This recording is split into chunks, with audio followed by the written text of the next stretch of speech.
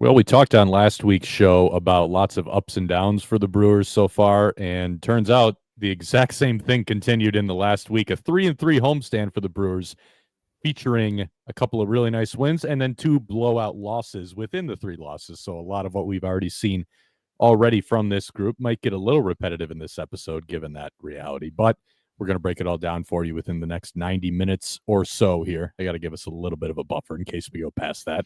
Looks like the minor league sandbox is decently lengthy again, but this is the Brewer Fanatic podcast. I would hope you know that since you came here to listen to that. Jack Stern and Spencer Michaelis with you this week and almost every week. Have we had a week yet this year?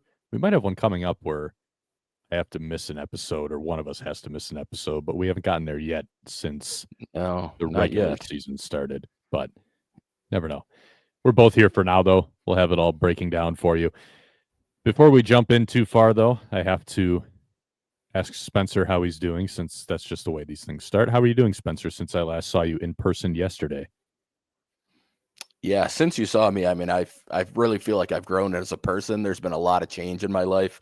Overall, I'm doing fine. It's all good.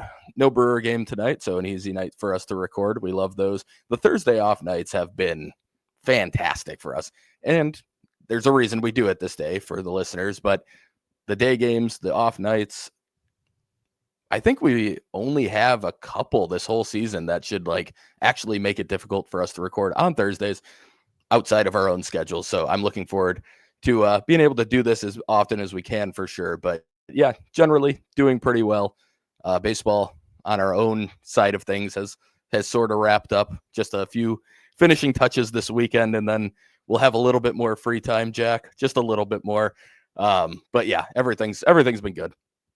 Yeah, I'm looking forward to a little bit more free time. It's been a little bit weird these last couple months. I was talking to someone actually at the ballpark about this a few days ago on the homestand. Like, to be jumping around between two very different baseball environments for the better part of what's it been now, since January, probably. Mm-hmm. At least since spring training started, especially. Then it's really been a lot of back and forth. But kind of nice to have at least one of those sides of it off of our plates for a little bit, not fully off our plates, because there's obviously a lot of off-season stuff that then goes on that side of it for us. But it'll be nice to just kind of lock in on the big leagues a little bit more moving forward here. That's what we're going to do. Once again, on the Brewer Fanatic podcast, we'll start by breaking down the first series of this homestand. The Cubs coming to town for the first I-94 rivalry series of the 2025 season. And, oh boy, this Cubs team, at least right now, looks like a much better team than this Brewers team. At least they did for the majority of this series, starting with game one, in which the Cubs jumped out to a very early lead and blew out the Brewers 10-0. 9 of those runs scoring within the first couple innings.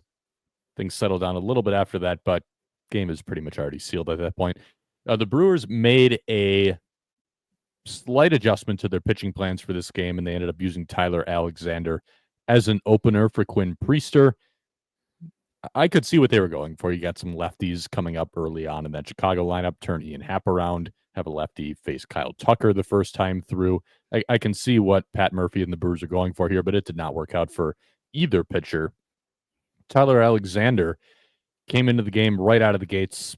Quite a few early hard contacts against him. Only went 2/3 of an inning, forcing Priester to come in mid-inning. So 2/3 of an inning for Alexander, 3 hits allowed, 2 earned runs, and a K. Quinn Priester then came in and did not get off to a roaring start either. He was able to get the final out of that first, but then a 7-run second inning, all 7 runs that scored that were Quinn Priester's responsibility coming across in that inning. And again, it was really just, it was the walks and a couple of big swings. Even leading into this start, we had been looking at what had it been? At least 3 starts in a row where Quinn Priester was walking a lot of guys. Yeah. And it continued in this one. 6 hits for him, 7 earned runs in 4 1/3, a couple of home runs, 4 Ks, but the big one is the 4 walks. On the bright side, and there was somewhat of a bright side, at least it's what Pat Murphy tried to emphasize postgame, Quinn Priester did work 3 scoreless innings after that 7-run second, retired the last 8 men he faced, so settling in does matter from the standpoint of it meant that the Brewers didn't have to really scramble to figure out a way through this game. If there's any knock that you could make over using Tyler Alexander as the opener, it would be that you're burning your other length guy in the bullpen Yeah. that early. And that kind of was the worst case scenario, and that the other length guy on the roster in that bullpen gave you 2/3 of an inning. Quinn Priester got roughed up in his first full inning, and you were kind of in a danger zone there of how exactly were we going to cover this game. But it was good that Quinn Priester was able to settle down and at least spare them from that reality. Tobias Myers was able to pitch out of the bullpen for an inning on his side day after he had a short start a couple of days prior in Chicago. So the Brewers able to get through it fine on the pitching side, but that was a reality that they narrowly missed, kind of being in an even greater scramble mode for covering those innings.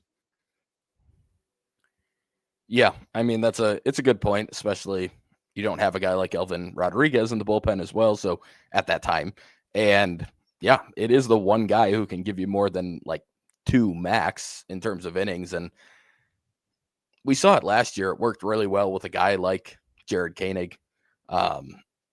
So I don't hate the idea of the opener in general. Like you said, I think it was a fine idea, but there is definite risk to using your length guy as your. I don't know how long they actually planned for him to go. Maybe it was supposed to be almost a full time through the order or something, and it just wasn't working. Like, I don't know exactly what the plan was for him in that game, but obviously it didn't work out in reality. But even the process of having a guy who's kind of the only person who could eat a game like this, if needed, as your opener is a little interesting, I guess. But it's not like the end of the world type of decision. It's just you have a couple options, and we've seen it work with a guy like Koenig. So I'd be curious. I'm trying to think back now. I don't know if Koenig had pitched a bunch recently and he was even available. I'm not sure off the top of my head on that. So I'm not sure what the circumstance was in terms of that. But if he was available, it would have made some more sense to me to go that way, just for that safety blanket that Alexander provides as the long guy. I'm trying to look at Koenig's game log now and see if I can find. So Koenig pitched. He pitched in St. Louis on the 27th, and he pitched in Chicago on Wednesday. And this is a Friday night game, so he was on 1 day of rest. He would have been okay, I think, to pitch in that game. But I'm just looking at his last couple outings going into that. But at the end of the day, if neither guy gets the job done, it is kind of a moot discussion. Yeah. And that's what happened here. Pat Murphy, though, expressing confidence in Quinn Priester post-game, saying that they intended to continue giving him shots, and he would make another start to round out the homestand. So a homestand bookended by Quinn Priester outings. And we'll break down that second one when we get there. We have some more discussion on Priester coming. But for now, he did get another outing. He's still in that rotation amid some inconsistent results. Like I said, we'll break it down in a little bit. Game 2, the Cubs winning this one by a 6-2 final. Jose Quintana had his first regression start of the year. It was coming. There are more coming. This is not going to be the last one. We've talked about it quite a bit. He's thrown the ball fairly well, but he's thrown it much more like a probably low 4s ERA, back-end innings eater type guy.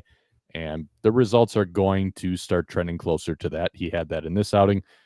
6 earned runs for him in 5 innings. A lot of the damage coming on 3 homers. 3 of the 7 hits he allowed were home runs. Walked a guy, struck out 6, though. Meanwhile, on the offensive side, the Brewers managing just 4 hits. Not a lot of highlights from game 1 and not a lot of highlights from game 2 either, so we can blow through those first couple pretty quickly. The other thing I will say as well here is that this is a good Cubs offense. It has been one of the best in baseball so far, so not really a shock that they were able to do quite well in these first couple of games. Game 3, the Brewers were able to sneak out with a 4-0 win. Freddie Peralta playing stopper was the highlight of this one. 6 shutout for him, 4 hits, only 1 walk. He struck out 7. He did pull his groin during that 6th inning in an at-bat with Ian Happ, and he came out after that. He was, I believe, still short of 90 pitches at that time, so there was a little bit of discussion as to what was going on. Freddie said that he just felt that, given the circumstances, it was a good idea to just cut it there. Right now, he is supposed to make his next start. We'll talk about that later in the program as well. They've pushed him back a day in the probables, but he is scheduled to start over the weekend against the Rays. We've talked a lot about the apparent strides that Freddie Peralta has seemed to make this year, and I think this is just another example of it when you look at a guy who is occupying that top spot in the rotation. That is one of the responsibilities that you are sometimes going to have in that role. Your team has lost a couple of games. Now it's on you to go out and set the tone and try to get things back on track, and Freddie Peralta did exactly that in this outing. Yes, he absolutely did. And it just a continuation of what we talked about. It feels like he's made legitimate strides this year in terms of that top of the rotation role, ace, however you want to word it. I mean, he is in this rotation, regardless of how he was pitching, the most talented and the best pitcher on the staff. He's really stepped into the role. This is exactly what you need when things aren't going well for the team, not just from a pitching perspective, but a leadership perspective. Like, you need your vets and your guys who've been here a long time to be able to step up and get the job done. And I mean, he was fantastic again. And you just said it. This is a very, very good offense that the Cubs have. And I cannot imagine, I haven't looked too closely, but I can't imagine there's been too many shutouts against the Cubs this year. So for him to get through 6, he was at 89 pitches, like you mentioned, just short of 90. So I think obviously short of the groin injury, he would have been out there for the 7th inning and would have had a decent chance of getting through 7, either shutout or, maybe a run comes in, but something. It was a very good start on its own, and it could have been even better if he had been able to get through it healthy. But I'll also say, from a veteran perspective, it's nice to hear that he knew that this isn't a good idea to go push it for another inning. I think younger Freddie may have gone out there and tried to get one more inning out because he was having a good game. It was against a rival, all these other things.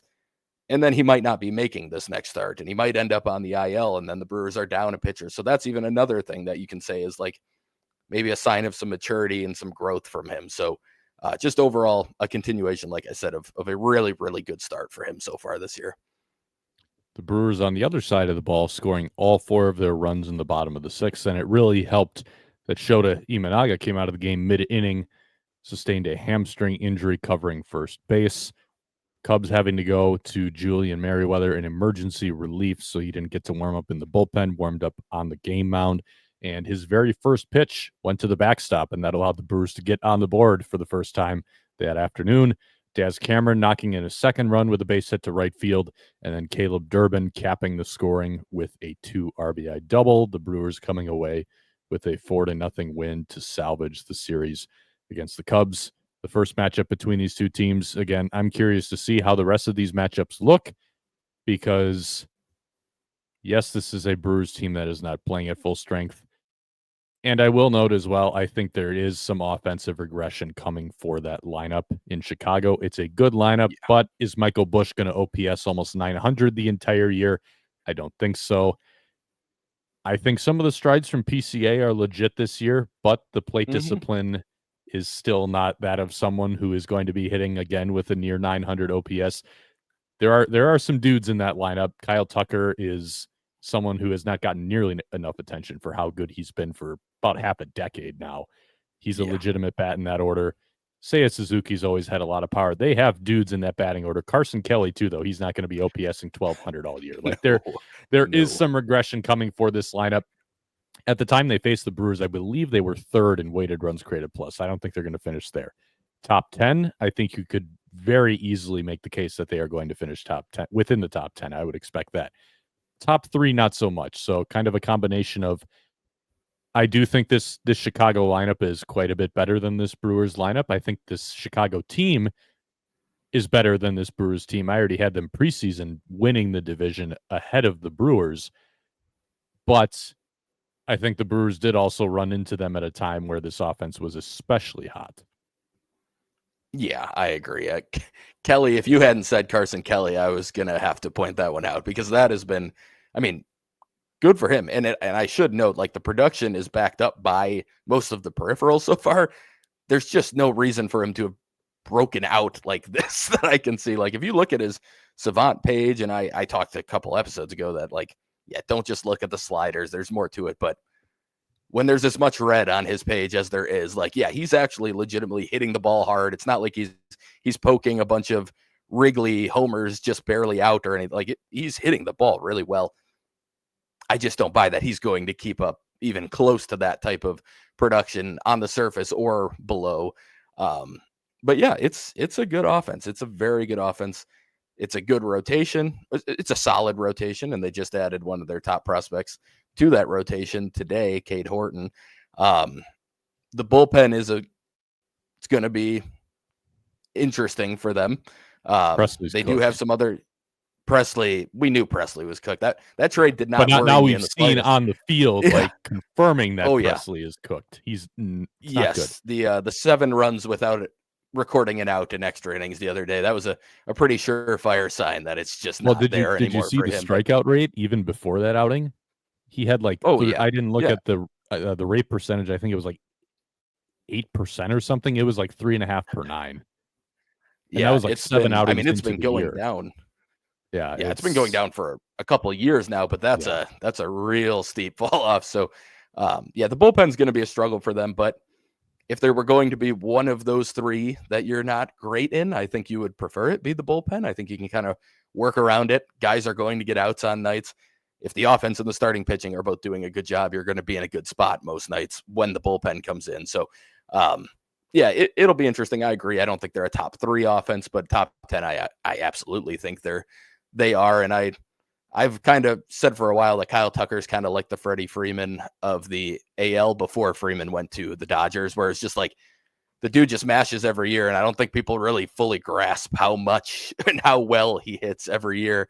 They gave up quite a bit to get him. I'll be very interested to see if the Cubs are able to extend him and how much they pay to extend him on top of that. But he's going to be very good this year, and he's going to help them quite a bit. And he will probably be a pain in the Brewers side every time they see him this year. So unfortunate that he's a Cub, but I do have a lot of respect for Kyle Tucker. That dude is a very, very good hitter. Moving on to the second leg of the homestand. This one, the opposite of the first, the Brewers taking 2 out of 3 over the Astros and then getting blown out in the final game instead of the first game in a loss. Game 1, the Brewers winning this one 5-1. Christian Yelich homered in the 3rd inning, a 2-run shot. Rhys Hoskins adding some RBIs on a double. Jake Bauers with an RBI single as well. So 2 more runs scoring in the 8th inning for the Brewers on those 2 hits. Tobias Myers bouncing back after that short start that I briefly touched on in Chicago, where he could not find the strike zone. 5 1/3 for him, 6 hits, an earned run, a couple of Ks, but the big key, no walks. Looked a lot better in this start. He said that post-game, a lot of it came down to just simplifying things on the mound. One thing he talked about is not letting the previous pitch get in his head, just flushing that pitch and moving on to the next. But also he talked about not trying so hard to throw the ball to the perfect spot, not trying to make perfect pitches, just looking at where the catcher was set up and trying to throw it through the catcher. Pretty basic, fundamental stuff.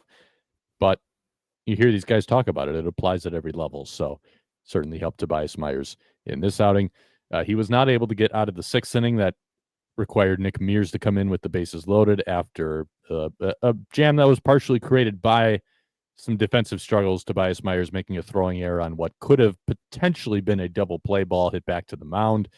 So Nick Mears had to come in with the bases loaded and 1 out. He got a big strikeout and a ground out to put out that fire. And the Brewers would hang on to win. Again, those insurance runs late helping them out as well for their 2nd straight win. Brewers would stretch the streak. I don't know about stretch the streak. Doesn't it usually have to be 3 games before it's considered a streak if you go off the major league quote? Yes, this got them to a streak.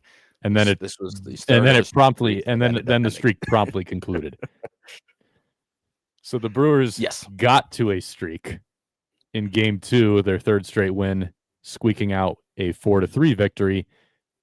Generally not the playbook you want to follow of scoring all of your runs in the 1st inning and then getting completely shut down the rest of the game, but it worked for the Brewers in this one. They scored all 4 of their runs in the 1st inning on, again, Rhys Hoskins and Jake Bauers, that first base tandem, although the latter has been playing a little more right field now with Sal Frelick on the mend and Garrett Mitchell on the IL as well. The Brewers scoring all 4 in the 1st on a Rhys Hoskins 2 RBI double and then a Jake Bauers 2-run home run. Chad Patrick, meanwhile, on the bump His final line was 6 2/3, 4 hits, 3 earned, a walk, and 6 Ks. He was even better than that all the way up until his final pitch. Just about, he was 1 out shy of completing 7 innings of 1-run baseball. Looked really Scoreless. sharp for most of this game, or shutout. Excuse me. Yeah, You're right. It was a 3-run home run to Rogers, not a 2-run shot. That's in the notes here too. I don't know how I misread that. He was 1 out shy of 7 shutout innings when Brendan Rodgers got on top of a high four-seamer and was able to drive it out for a 3-run home run. Pat Murphy then going to the bullpen after that. But good stuff from Chad Patrick. A lot of righties in that Houston lineup, so he and William Contreras really able to take advantage of that space that they had to the glove side.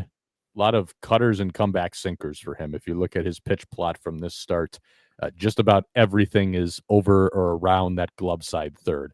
So cutters going away from guys, and then after you get some chases with that, he got a lot of called strikes too. Then with the comeback sinker, because you got guys kind of looking out of that tunnel and they're used to seeing that ball go away from them, and that's when you can kind of come back with a pitch that looks exactly the same to start, and then it comes back and you can get those called strikes on the outside corner. So he got a lot of those in this one. I believe it was 3 of his 6 Ks were looking on backdoor two-seamers. So usually I'm not the biggest fan of throwing two-seamers when a guy has a pretty effective four-seamer, which is the case for Chad Patrick. But on a day where you have all righties like this, I think this is one where you can use that two-seamer more, because then you can kind of set up that interplay, making those X's on the outer third with all those righties up. yeah, and it also helps if you are just spotting that thing up and dotting the edges with it like he was in that one. Like, once you can tell he has that command of that pitch, then it makes plenty of sense to use it, even just to catch a called strike early in a count when you're throwing so many cutters. Like you said, they talk about it. The Brewers have talked about kind of making those X's. Colin Ray used to talk about it. If you can do it, I'm with you. I would prefer the four seam in most situations, but that is a very, very tough thing for a hitter to be able to battle against when you've been throwing a ton of cutters that start on that outside corner or start a little bit off that outside corner. And then all of a sudden it's a sinker that's coming back and just catching that outside corner. Like, that's a tough at bat for a righty, especially. So, yeah, I mean, I thought they did a very good job of taking advantage of it. I thought he clearly had fantastic command of it in this one, so it made it a little easier to go to it consistently. But we talked about the sustainability of the starts. Like, this was another start where it was like, yeah, the results, he ended up giving up 3 earned runs because of the homer, but this was a good start. This was 6 strikeouts to 1 walk. Just a lot of good things here. Only 4 hits, obviously. Overall, these are the types of things that start to see the vision of how he can just continue to keep doing this. So, yeah, really good to see him put another one out there like that. So Abner Uribe got the final out of the 7th, but then did not look very good when he came back out for the 8th. He had what's usually going to be the issue when Abner runs into trouble, basically just lost control and lost the strike zone for a handful of batters. So that required Nick Mears to come in to escape another jam for the 2nd straight day. He got it done with a hard hit ground ball to second base, but the job was done. Escaping another jam for a 2nd straight day, Nick Mears has come on strong in this Brewers bullpen. And I know we had talked when they acquired him about how there was stuff to work with here beyond just what you saw in the ERA. And I believe the whiffs have actually gone down slightly this year. I should pull up his Savant page to double check. I know the K rate's down a little bit, but we've talked before. I talked to him about just the way that he's able to spot that fastball a little better, being able to go to both sides of the plate with it. I actually pulled up the heat map. Really what it is, he's going up with it a lot more too, and I think that's what's really helping him right now. So missing a little more barrels with that thing, and it's paying off for him. So yeah, so the whiff rate is actually a touch below the league average. It went from 28.5 to 25.2 this year. Not a huge drop off, and I wouldn't be shocked if some of those actually start to come back a little bit. But biggest difference right now, the 4-seam fastball has been a little bit more effective at not being hit in the air quite as well as it used to be. The hard hit and the exit velo actually look like they're up a little bit. but not as many of them in the air. So I think that's what's helping him out right now. Ironically, though, I actually do think a lot of his best outings actually came before he started getting out of these jams, because he pitched in Chicago as well, and it was a pretty well struck ground ball to get him out of a jam. Yeah. Yeah. I mean, like you said, I think the ability to go to both sides of the plates probably helps him keep it out of the air a little bit more. You get in on the hands. Sometimes that ends up being more of like a jam shot, looping liner for a one hopper or whatever, instead of it being something that they can get extended on and get the barrel to and really drive.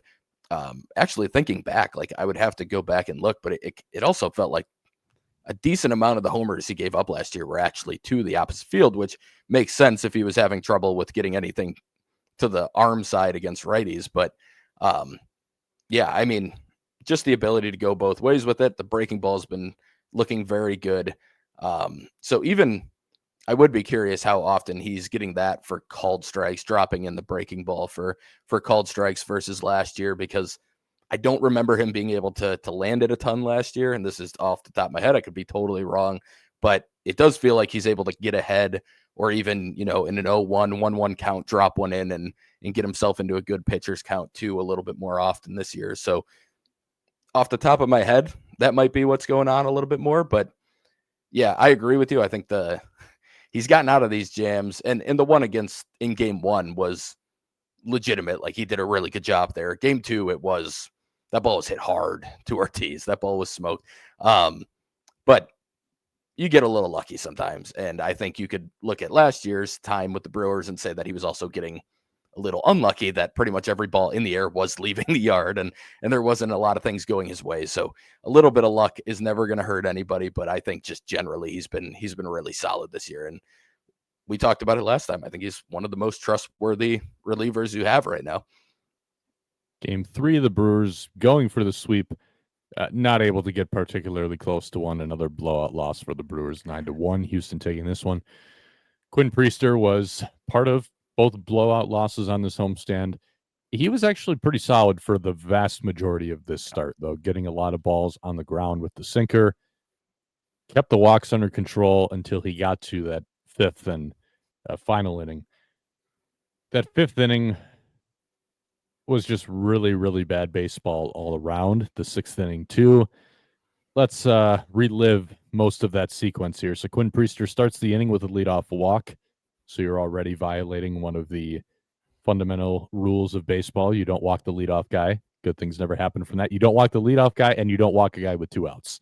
Yep. Those are like the 2 cardinal rules of when not to issue walks. Not that there's ever a great time for them, but leadoff walk or 2-out walk, don't do either one of those things. Quinn Priester did the first one.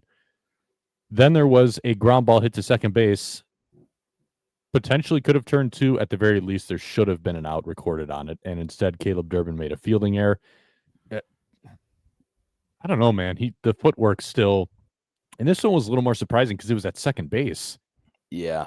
And that's his natural position. The footwork was not good on this one. There was another play, too, later in the game where there was a ball hit to the right side, and he was not the one who ultimately attempted to make the play on it, but his first step was really bad. And then as he was trying to get over to the right side, I don't know if he was, I don't think it was lack of effort, but he looked slow getting over. Do you know which play I'm talking about? No, I was at work at the time. By the time that score got that far out of hand, I did not watch the last few innings, but I could talk about the first play quickly. Like that, to me, that had the look of somebody who was so focused on trying to stop and reverse course and get to second base to get that out, where he got his feet all tangled up, and just, like you said, the footwork was terrible. And I think it was due to the fact that he was thinking, like, I'm going to try and field this and then step on second and make a throw in turn 2.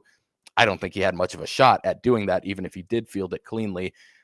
So it's absolutely an error. It's a play you need to make. It's one of those plays where I kind of get what was going through his head in that moment. And at the same time, it's the only leeway I can give him here, or only thing that I can kind of say, is that when you haven't played second much this year, which he hasn't, those are the types of plays that maybe aren't feeling as natural as they normally have in the past, because you just don't have that rhythm and that like mental clock that tells you like, okay, I still have a second to make this play and then step on second, or a second to get this ball out of my glove and make the throw. So some of those I get it to an extent, but at the same time, you are a big league infielder. That's a play that needs to be made. And like you said, you have to get at least one out on that play. You cannot leave that type of weak ground ball up the middle cannot end in 0 outs in that spot. Okay, I think their play on spot. So he was the one who was deemed responsible for the play.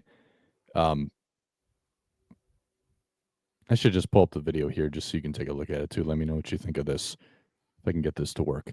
But basically, it's a soft ground ball that Jose Altuve singled on, and it looked like Elvin was going to try to make a play. He didn't get there, and as Elvin was first going for the ball, you can't see it perfectly in real time. They showed a replay of it where you could really see just how bad his first step was for a ball that was headed to the right side of the infield. So I'm going to see if I can pull it up here and just kind of see what you think of this. Let me get this pulled up on the corner here. All right, can you see this now? Yes. So you can see Altuve hits this ball over here, and look at how slow he is. Yeah. And Altuve barely beats this thing too. Yeah, that's not good. I mean, that's one where he's fielding it like it's just a routine grounder that he's going to have plenty of time on, and you just got to have some urgency. Second base, you obviously usually have a little bit more time than other infield spots, but you could see it even when the camera immediately flipped. You can see him, and it's not urgent. It's not attacking the ball. It's kind of letting the ball get to him. Yeah, see, that's, and look at see, you got to go through that ball. Scroll through, like, so look, here's where this is basically where his first couple steps are. Look at these first 2 steps. Yeah, you should not be ranging back almost into the outfield grass on a ball that he reaches out and gets off basically the cap of the bat like that. That's a bad read, and then it's a bad angle, and then it's not urgent enough to work through the ball and get it out quick. So that's a really bad play. He lets up here too. No, that's once he realizes he's more in line with it, he lets up with it instead of like attacking it. Yeah, you should be running through that ball and making a throw kind of all in one motion. That's not good. No, that's poor defense. Not great. But all right, we kind of interrupted the sequence there for a Caleb Durbin tangent. So leadoff walk, that first error by Durbin, a sac bunt, and then a ground ball hit to third base. Vinny Capra fields it, goes to the plate. They have plenty of time here. The throw beats him easily. But Eric Haas puts down the tag from behind the plate. And because he's reaching the glove out, or he's got the glove is basically like over the middle of the plate is where the tag ended up being. And Zach DeCenzo slides in, and because of where the glove is at, the glove gets him in the chest by the time his chest crosses the plate, but his arm has already slid across the plate at that point, so he's safe. Haas said post-game that he made it sound like the throw kind of took him into that position. I did not watch the replay after he said that. That's not how I remember the play looking, that the throw needed to take him back a couple steps. I'm not sure. Pat Murphy said post game though, that's a play where he's got to be out in front of the plate when he catches that. Yeah, I mean, so the play takes Capra into foul territory because he went to his backhand and he's running into foul territory as he fields it.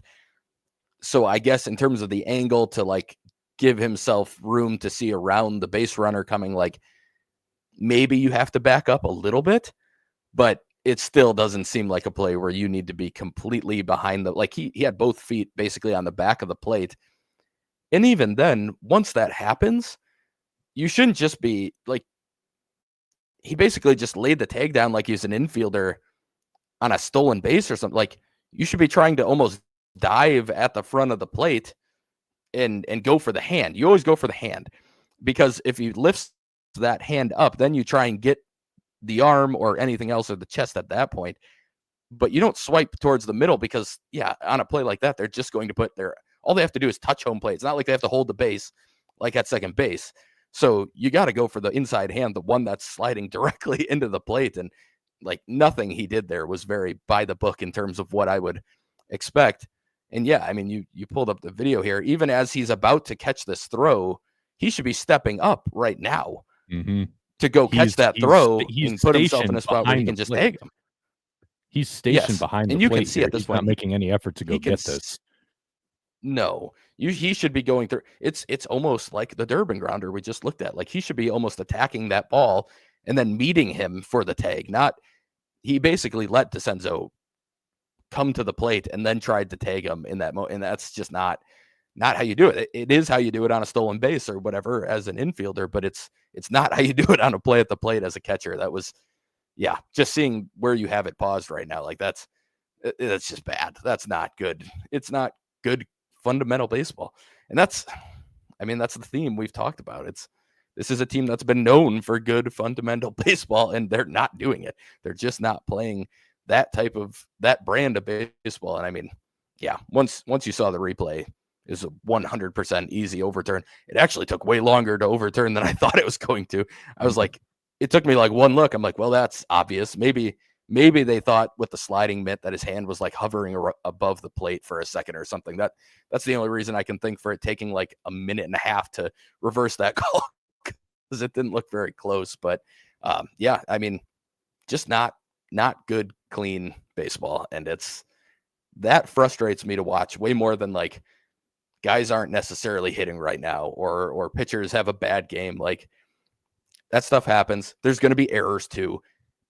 But these are things that are just like mental mistakes, and it's so cliche and it's a total baseball coach thing to say, but like mental mistakes are way more annoying than physical ones to me. And like when you're making dumb plays, that is much more frustrating to watch than they made a mistake or they struck out in a big spot. Like that type of stuff just doesn't bother me a lot. I know it bothers most fans, and I get it. It isn't fun. I don't like it, but like this type of stuff, I was taking my lunch break during this inning, and I was just sitting in the car like, what is happening right now? Like this is brutal to watch, and it's frustrating. And this is from a guy who we've been very complimentary of in terms of baseball stuff, like baseball IQ and knowledge and that type of stuff. Like Haas has been one of the guys we've kind of lauded for being a smart baseball guy, and that's a dumb baseball play, and it's a play that I don't love after the game saying like, oh, the throw took me there. Like you can see the throw did not take him there. Like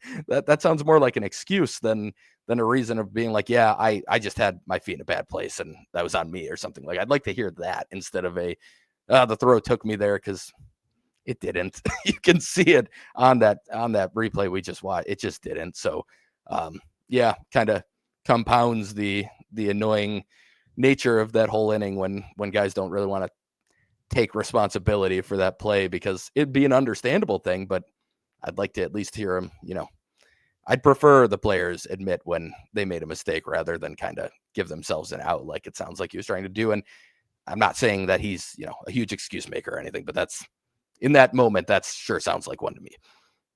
And then immediately after that play, he had a pass ball that allowed the second run to score from third base. So like you said, like this doesn't change my opinion of Eric Haas. At least I still think he's a very smart, high IQ baseball player. Even those guys are going to make mistakes once in a while. If this becomes a theme, then it's a little bit of a different story. But really rough sequence there. So Quinn Priester's final line was 5 innings, 3 hits, 3 runs, only one of them earned. He did, however, walk 3 guys in that final inning, so that ended up being the total number of walks he had. So 3 walks to 3 Ks. Like I said, we'll talk about Quinn Priester in a little bit. Elvin Rodriguez came out of the bullpen next. That did not go well. Again, he gave up a home run on another fastball right away. And then he and Haas, it seemed like after that inning, they just went all in on the breaking stuff. Like he was barely throwing any fastballs for the rest of that outing. And it worked for a couple innings. But I don't care how good your breaking stuff is. If you don't trust a fastball that you can establish, eventually guys are going to start hitting that too. And then I think that's kind of what we saw in his final inning, where he couldn't get through it and he gave up a couple more runs, and Alexander did have to come into the game. Like then you saw a couple doubles off of the breaking stuff just because guys knew at that point that there was really no threat of him spotting a fastball. I just you can see for Elvin Rodriguez what the Brewers like, and you can see the glimpses of how it's supposed to work. Like Yeah. even in this outing, especially once he did start mixing in the breaking stuff a little more again, and also just placed a couple of fastballs well near the top of the strike zone, he got some uncomfortable looking whiffs on it on the four seamer. And he got some bad swings on the breaking stuff too. It just seems like the execution and the sequencing too, I would still say, because if you can't Yeah. execute, that also limits your ability to actually set up the sequence the way that you want it to go beyond just pitch selection, but also like actual location of the pitches that matters too. Those things are so inconsistent right now that it's just not coming together. No, it's not. And like you said, you can absolutely see the ability and the talent, and you can see how it can work, but even beyond what we've talked about a lot, where it is a lot of the struggles early on, it did feel like it was just a bad pitch mix. He also, even in that time period, was just not executing as well as he needs to. Even if the pitch mix doesn't make a ton of sense in that moment, you still have to execute better than he was. A lot of those fastballs that were getting hit out were not located remotely well. And then in this outing, yeah, I mean, you can't be a one trick pony, whether it's all fastballs, whether it's all breaking balls. It can't go that way. It doesn't work at the big league level. You can do it for an inning. You could be a 1 inning reliever and go out there and maybe, or you could, be a starter who has an inning like we saw with Logan Webb, where he threw all sweepers for an inning. Like you can do that for an inning, but you still have to have the threat of the other.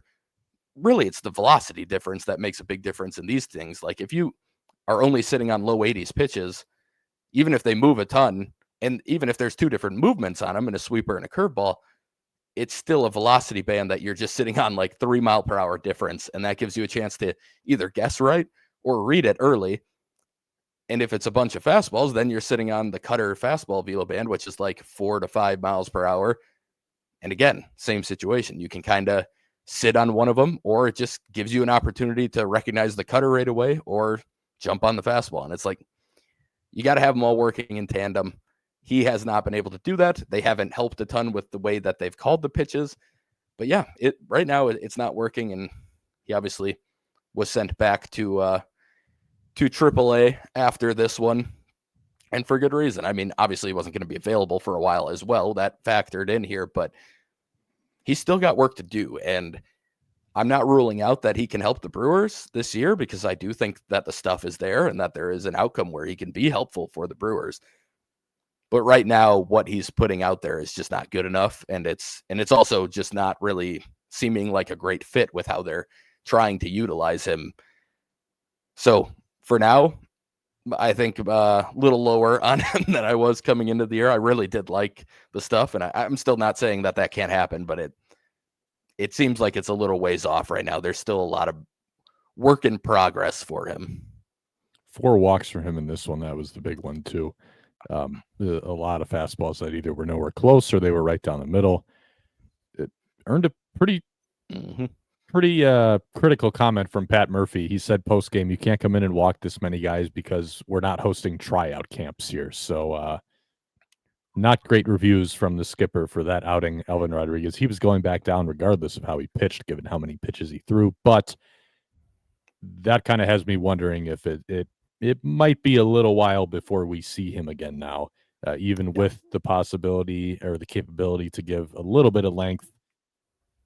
There may now be some guys who have jumped ahead of him on that chart, but we'll see kind of how things unfold. Over the course of the 5th and 6th innings, though, so Priester's final inning and then Rodriguez's first inning, the Brewers allowed 5 runs on 1 hit. And this is where I want to kind of take a moment to talk about what you just really touched on as we were breaking down some of these mistakes more specifically. This is now the 7th time in the Brewers' first 38 games that they have lost by at least 8 runs. And I was kind of curious. So after this game, I ran a stat head search to find what's like the precedent for teams that lose this many games that badly this early in the season. and I pulled up the list. There were 9 teams ahead of the Brewers since 1901 that have lost at least 7 games out of their first 38 by at least 8 runs. And the highest is 9, the most. And the Brewers are at 7. You look at that, and pretty much all of those teams went on to be very bad teams. I believe the best record of the bunch was 2 games under 500 at 76 and 78. The next best was 10 games under at 76 and 86. So you're looking at not a good track record. The rest of those teams are all like 90 to 100 plus win or 100 plus lost teams. Really bad stuff. Someone did ask a good question though when I tweeted that stat out, and they said, "Oh, what was the run differential of those teams through those first 38 games?" And that was a good question because it gives a little more context to it. I looked it up. The Brewers are the only team on that list to have a positive run differential through those first 38 games, and I think it makes sense. So here's where I'm at with this team right now, and this is kind of the larger discussion. I don't think this is like a bad team. You look at the personnel, you look at the run differential, you look at the fact that they've had plenty of good, solid, convincing wins this year. They're 500 so far. They're 19 and 19.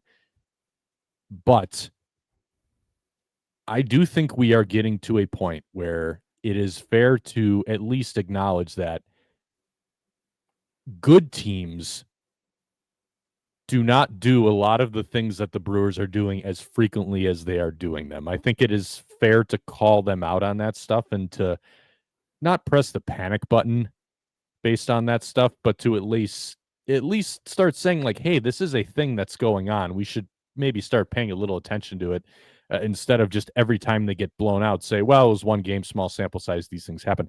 These things don't happen. Good teams that go on to have successful regular seasons do not lose this many games like this. It doesn't happen. And they don't make the kind of mistakes that the Brewers have made. Now, if you look at, again, the makeup of the roster, and even if you look at them statistically, like offensively, they are not good. They're below average, but they're not terrible. Pitching wise, they have been below average because of a lot of these blowouts, but they're not terrible.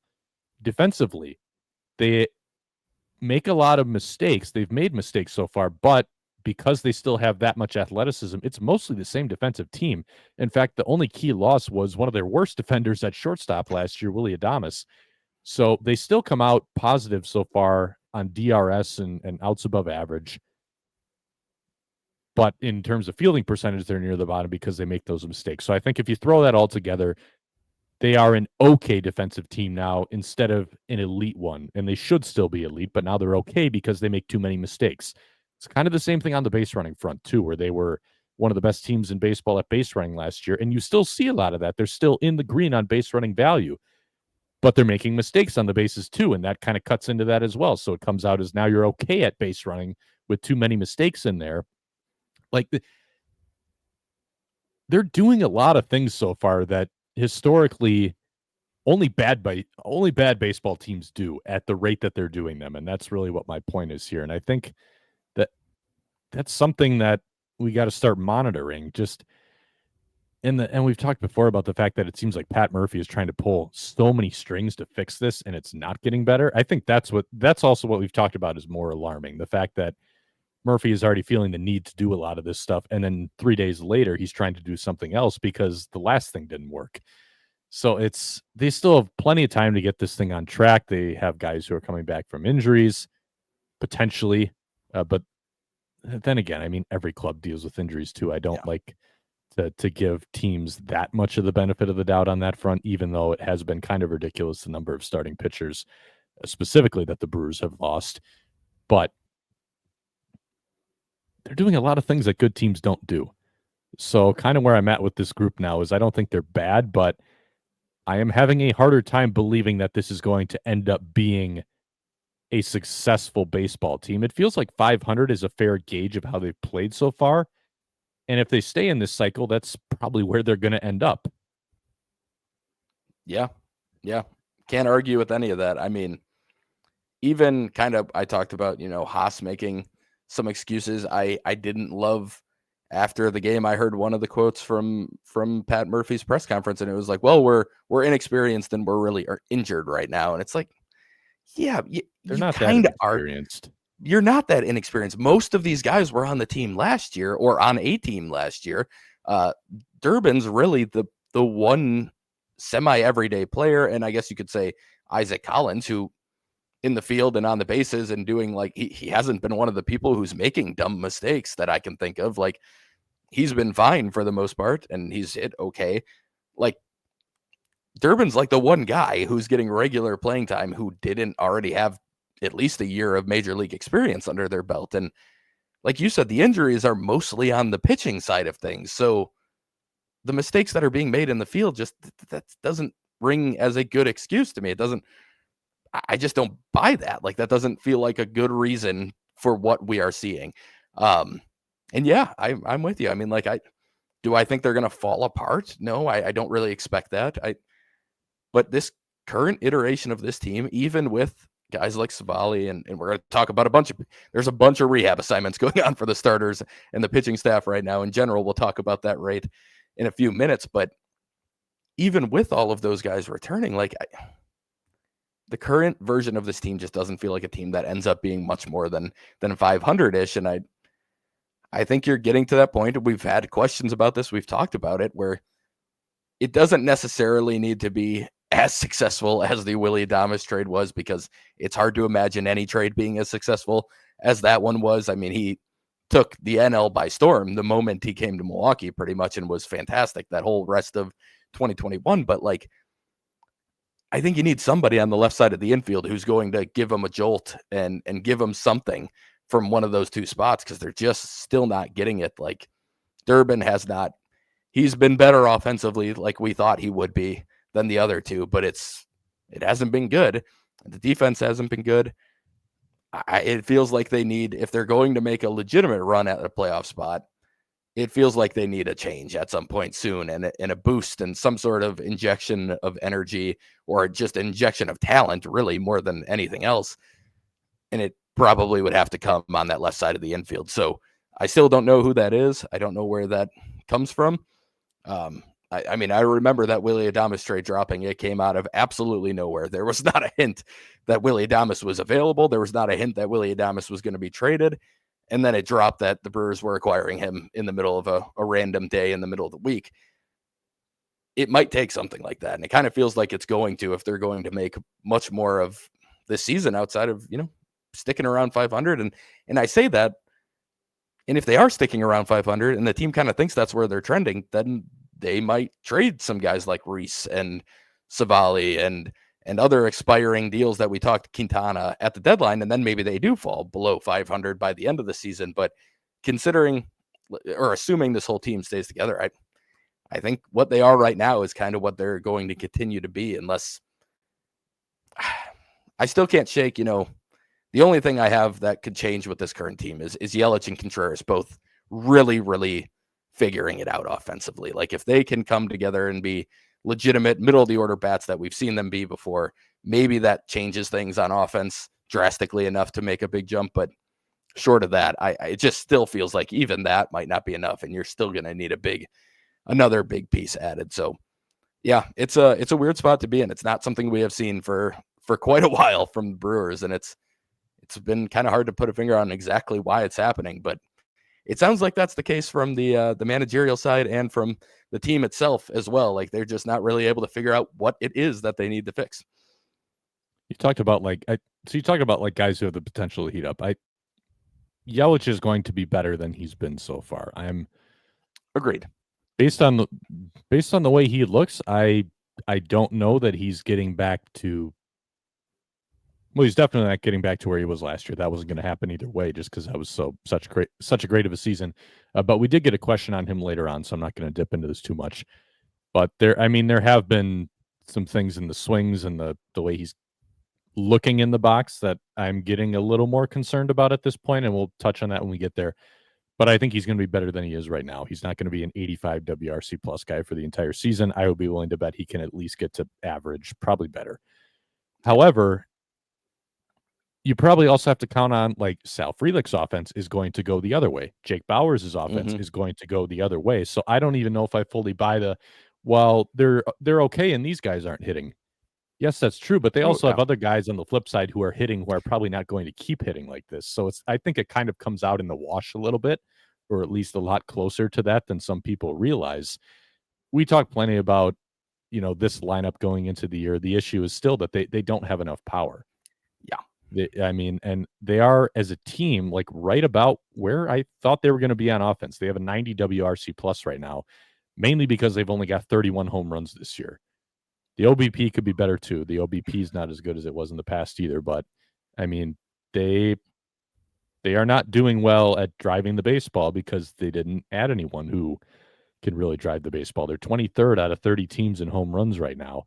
So it's just it's something that's got to get a little better. They're middle of the pack in OBP still, but if you pair that with not hitting for power, again, things are not looking great. I think the pitching is going to get better than it has been so far. That one I'm still pretty strong on. But the defense and the offense, like those are the things, the mental mistakes, that's where I'm struggling a little bit to see where exactly the turnaround is going to come from. But a lot of time left, a lot of season left. But I think we're in agreement that so far you're seeing things that I'm having a harder time writing off as simply, well, it's early, they'll find their stride, they'll hit their stride. Like these are things that even good teams, when they go through rough patches, you don't see them do this kind of stuff this frequently, and that's what I keep coming back to. Yep, 100% agree. With that, it's a long discussion, an unfortunate discussion. You teased the many roster updates that we have coming. We'll try to run through those very quickly here. We'll start with position players. Bryce Terang has been in and out of the lineup for the last week because he was battling an illness on the road trip, and he's still feeling some effects from that, kind of struggling to keep his stamina up. Pat Murphy said he lost a lot of weight too, which that's a big deal for Bryce Terang as well, because he was someone who put on a little bit more weight in the offseason as well and has started driving the ball more this year. But they're kind of just playing it day by day with him. William Contreras is playing through a broken middle finger on his catching hand. He is going to keep playing through a broken middle finger on his catching hand. He received an injection this week, and then the Brewers, Pat Murphy said, are working to develop a splint that he can wear while he's playing, specifically while he's catching, to kind of absorb some of the blow and stabilize that. So Murphy, I guess we have to have the discussion now about should William Contreras be playing through this. So Pat Murphy said that this, understandably so, this broken middle finger is, number one, making it harder for him to catch the ball because that it's right by the pocket of his catcher's mitt. And that's why I actually made a comment to you off air about, like, he is dropping a lot of balls behind the plate this year. And then Pat Murphy said that's why he's dropping a lot of balls behind the plate, because as his finger is absorbing the force of a 100-mile-an-hour fastball or a 95-mile-an-hour fastball, and he's trying to close the glove to secure the ball, he's struggling to do that. And then he said it's also hard for him to swing the bat, which explains a little bit of the power outages that we've seen so far. He's not hitting the ball as hard as he used to. So now the question becomes, is it worth running out there every day with a diminished version of William Contreras? So we got two questions on this. Our colleague Jake McKibben at Brewer Fanatic asked, instead of 100 men versus one gorilla, apparently that's an internet phenomenon that's taken off. I don't pay attention to that stuff, so I just heard like rumblings of it. I think it's dumb, but I somewhat understand the reference. Instead of 100 men versus one gorilla, how many men would it take to put William Contreras on the IL? I'm going to say it would take a gorilla to put William Contreras on the IL. And even then, you might be pushing it, because Pat Murphy basically said in response to a question about would you consider ILing him at any point, he said William's not going to let that happen. So there you have it. Jackson also asked, what do you think the Brewers should do with Contreras' fractured finger? They're having him play through it and continue to catch, but I think he should be put on the IL, especially this early in the season. So I can kind of play devil's advocate a little bit. I think from the Brewers' perspective, maybe the thought is it's just not going to get better this year. And if that's their thought, maybe they're thinking, well, if we have him sit out, it's not going to get better anyway. So what's the point of losing him entirely for no real end game this season? Do we just decide, hey man, like William Contreras at 60% is better for our club and better for our odds of winning than no William Contreras at all, either for the rest of the season or no William Contreras for a few weeks, and then he comes back, but it's really not actually that much better. I wonder if that's kind of what the thought process is a little bit here.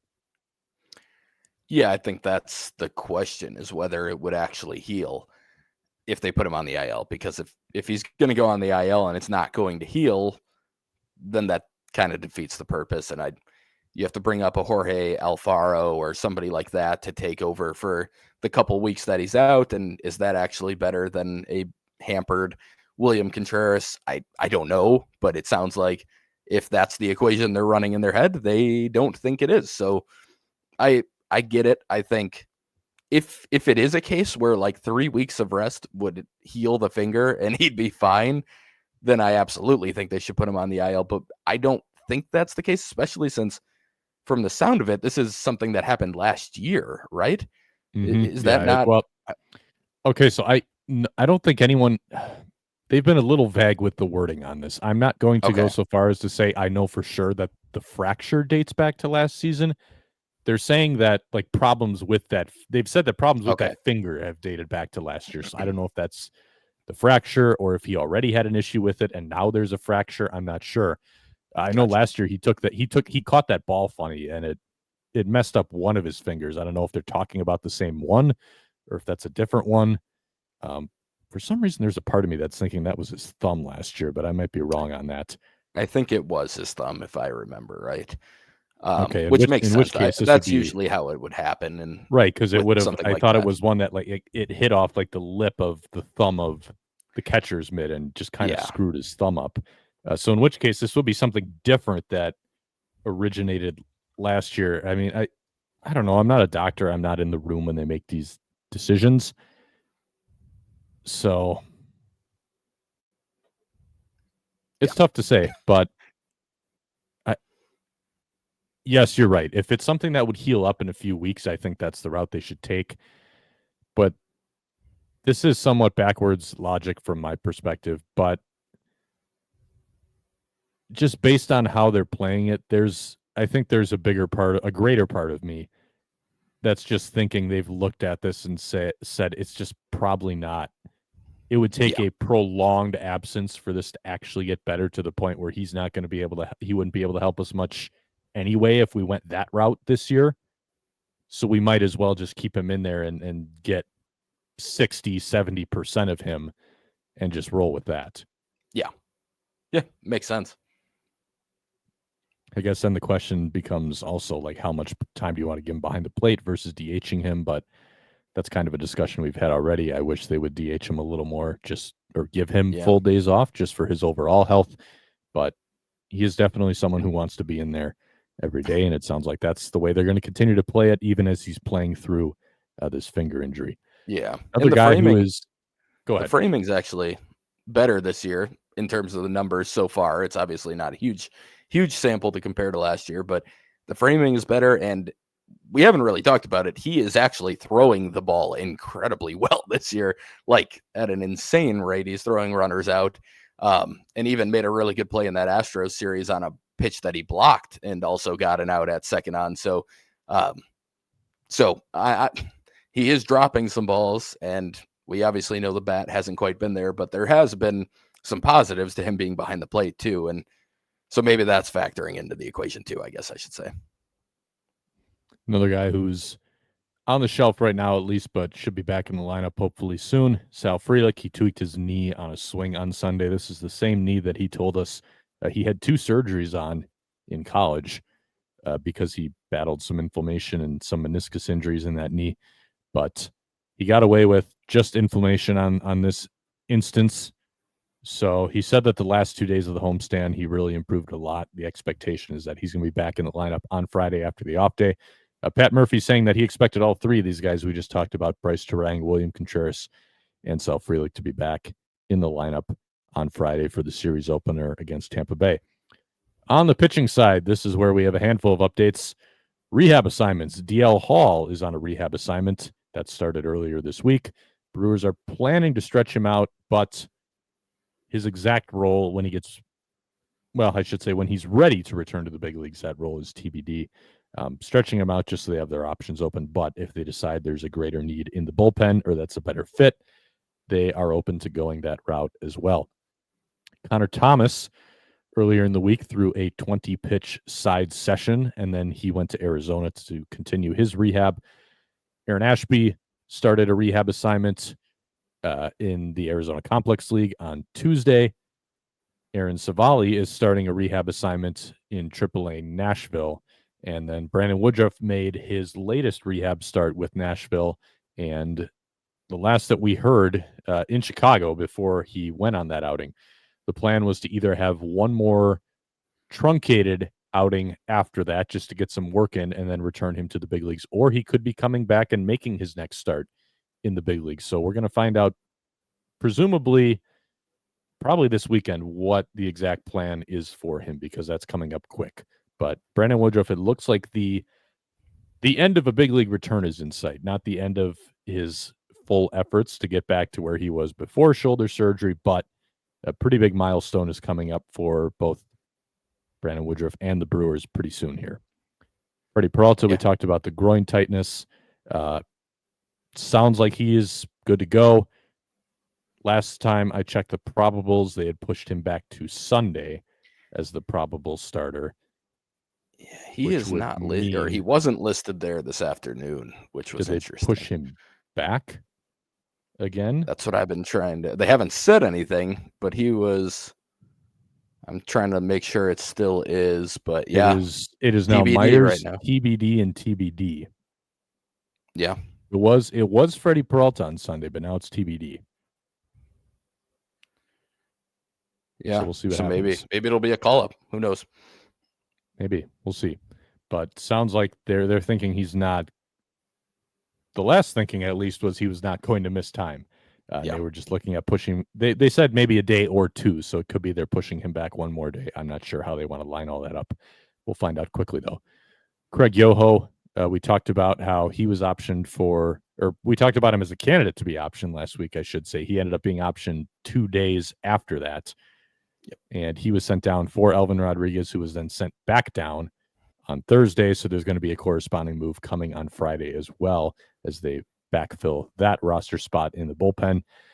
Finally, minor league starter Evan McKendry was traded to the White Sox in exchange for cash. Spencer, I know you loved watching Evan McKendry pitch in Nashville, but unfortunately those days are over. Yeah. Well, it puts a bow on the infamous Alex Jackson trade at the deadline in 2023 that everyone remembers. It was actually one of the last trades to go down at the deadline. This is not a joke. I actually do remember it all happening. I was like all interested in looking into Evan McKendry, and I saw him pitch once, and I was like, oh yeah, this guy's not helping. There's not a ton there. It's interesting. Again, I'm not going to go deep on this, but like, I always find it interesting because I actually would consider the White Sox a pretty decent pitching development organization at this point. Like they've been doing a pretty good job on the pitching dev side. They've brought up some good minor leaguers. They've been doing a good job with guys at the major league level.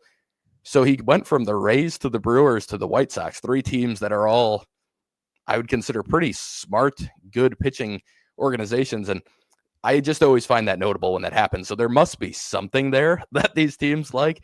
I'm not sure what it is, but I always find that interesting. Like it was the first thing I thought of when Tobias Myers signed with the Brewers too. It was like, okay, Rays, Guardians, Brewers, like there's something here. Teams like them, smart pitching teams like them. Like what's going to happen? So it was just funny to me that it was another team that I kind of view as like, oh yeah, they know what they're doing at this point. So maybe they'll teach them a kick change. That's kind of their thing. Them and the Giants have been 2 of the best with the kick changes, but at the same time, I would say McKendry's changeup might have been his best pitch already. So I don't know how much that will help him. But Bryce Wilson's I've already talked too much about him. Now. Bryce Wilson is throwing a new changeup now for the White Sox. Yes. Yeah, and Shane Smith learned the kick change. Yeah, it's for Bryce Wilson. It's gone from the pitch that he technically had with the Brewers, but it was never really a real pitch that he actually used much. It was just a slower sinker, more or less. it's now he's dropped his arm slot a little bit too, but it's not it's a legitimate pitch now, and it's one of his most used pitches this year after he barely threw it before. So yeah, never know. they seem to know what they're doing with that. That's like their pitch. Like the Brewers have their fastballs, their sinkers, and the White Sox have their changeups. I think I'd prefer the changeup over the sinker, but that's not the reality that we live in. Same. All right. Speaking of pitching, do you want to talk about Quinn Priester now? Yeah. You don't sound very excited.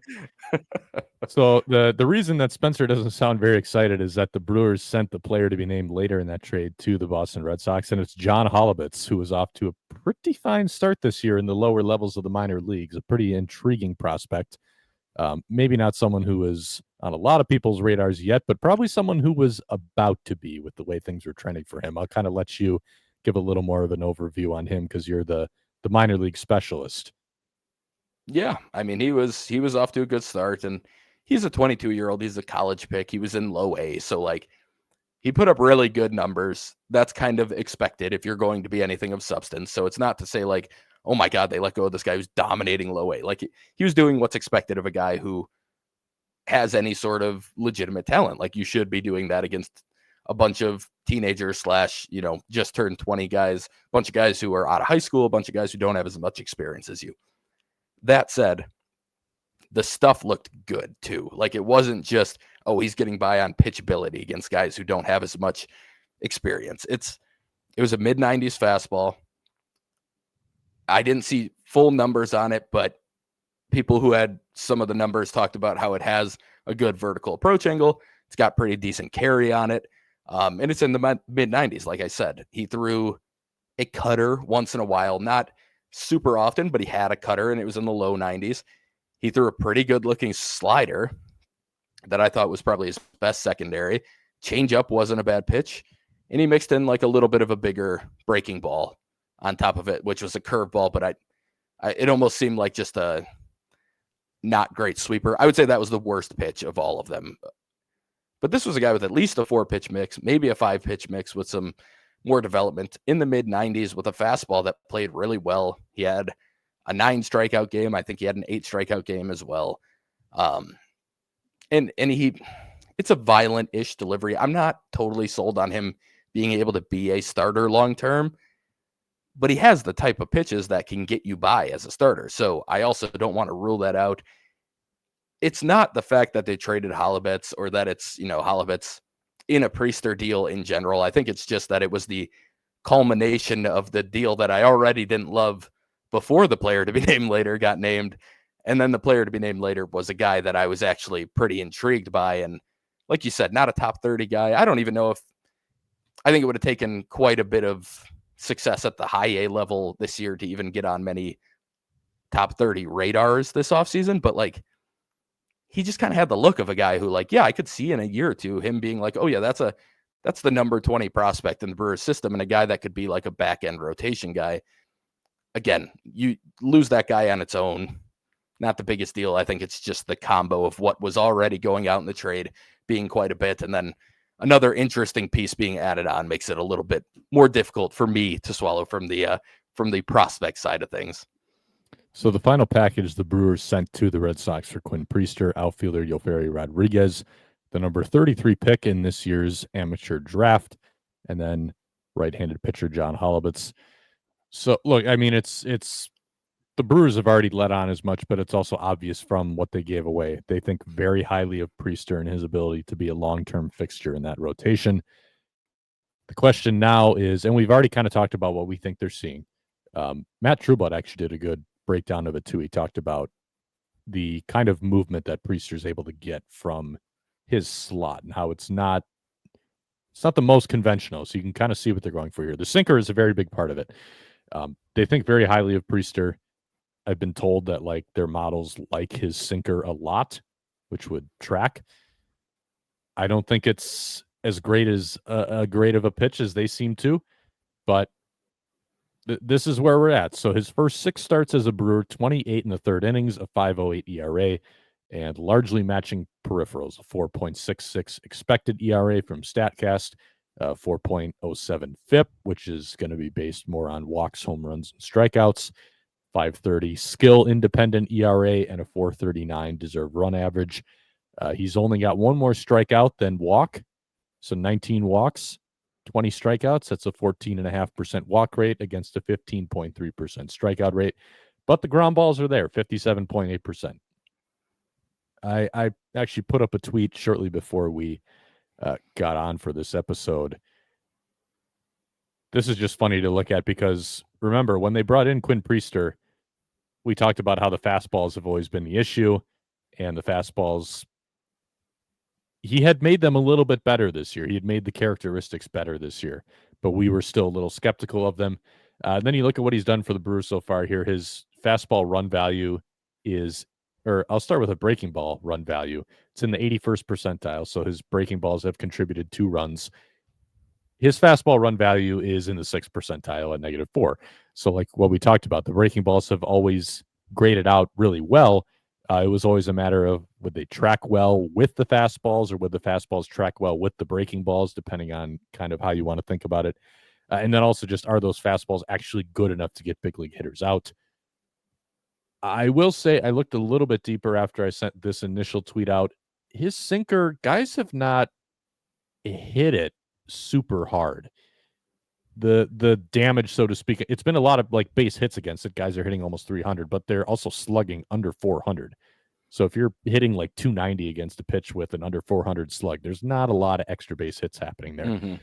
And the quality of the contact against it has already been quite a bit better than it was in the past. However, he is struggling to throw it near the strike zone consistently. And his cutter is getting absolutely shelled right now. And if you look at his last 3 outings now, the cutter usage has, in fact, I have it up on the side of the screen here. It's in the next tweet. The cutter usage has plummeted within these last 3 starts. So it seems like they're kind of already figuring out this is probably the way that we need to go here. I do like that they're mixing in the slider quite a bit. The slider is a legitimately really good pitch. Yep. I like it.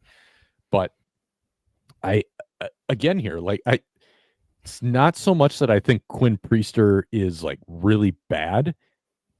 It's that I think even in a good scenario, Quinn Priester is like another one of your Colin Ray type acquisitions. Like that's the kind of production he gives you. So I'm still not sold on like, is this the best use of your resources when you look at all of the projects who they've been able to maximize in the way that they've maximized kind of those kitchen sink guys without remarkable fastballs. Like, I don't think this is I can see Quinn Priester like being a contributor in the big leagues, but I'm still struggling to see what appears to be their vision for. They seem to think he's got a higher ceiling than I do, I think is what it comes down to. Yeah, I mean,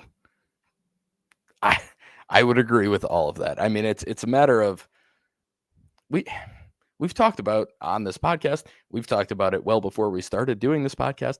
The Brewers have been able to make solid major league pitchers out of just about anybody that they acquire. So it's weird to me that you would go out and use so many assets to acquire somebody that, like you said, feels like he's going to end up settling in as one of those types of pitchers. Like, yes, you have more control over him than most of the projects you would pick up where, yeah, you might only have him for a year or two. But if you have to do that every offseason or two to find that type of production at the back end of your rotation, like that's not going to cost you a ton. And I don't think it's something that they should have to be that worried about. And it's interesting. It just feels like they're more willing to pay a premium on these types of pitchers lately. Like even the Savali trade wasn't a ton of money, but like $8 million for Savali this year is not chump change. Like for a guy who I like Savali, but it's just surprising when you look at their history and say like, but you've been able to make Savali level pitchers anywhere you want for the most part. And now you're just kind of going out there and feeling like you have to go acquire these types of pitchers. I think you're right. I think it is a matter of them believing that this is a higher ceiling than those types. I'm 100% with you where I don't buy that or really see it, I guess I should say. I don't see it yet. And like you said, I think the sinker actually is better than it used to be. And I think it's actually an okay pitch. But if their models love it, like I don't see that. I don't see it being like some elite pitch for him. That's going to just be something that can carry his repertoire. I think the slider is the best pitch pretty easily. And like you said, it's good to see that that's trending up kind of close to like that 40% usage the last really 4 or so starts. He had one little drop down in that Chicago start, but that was obviously a rough one in general. So hard to take too much from that. And there were more curveballs in that one too. So it was like proportionally breaking ball usage was about the same. Right. Breaking ball usage is in a fine spot. And it seems like they, like you said, figured out that the cutter is probably, it doesn't mean they won't try to get the cutter to a good point, but where it is right now is just not a major league pitch that's going to work. So I think they made a correct decision to pretty much nix that pitch for now from the pitch mix. But I just don't see it right now. I would love for him to go to Nashville and get some time to work on things in a lower stress environment, because I agree with you. I think he can be a major league contributor, and I wouldn't be surprised if he is. It's just, it always goes back to, was that worth what you gave up for him? And I bet you the Brewers would say no if that's what he becomes. It's just a matter of they believe that's not what he is going to be. They believe he's going to bring more to the table.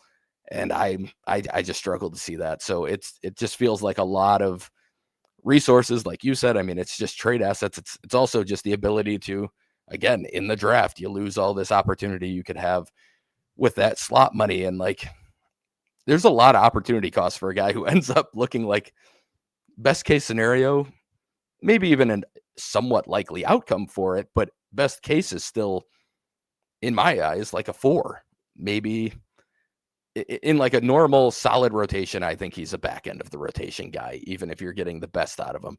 So the velo jump he made in the minors hasn't really held. His velocity is basically where it was in the big leagues before. So that maybe that comes around at some point. Maybe in a year he is able to hold that for a full season or something, and maybe that changes the equation a little bit. But man, I still don't fully see it. I don't want to rip the guy. I don't think, like you said, I think there's a major league pitcher here. I think there's a guy who can contribute, but I think that's kind of what it is.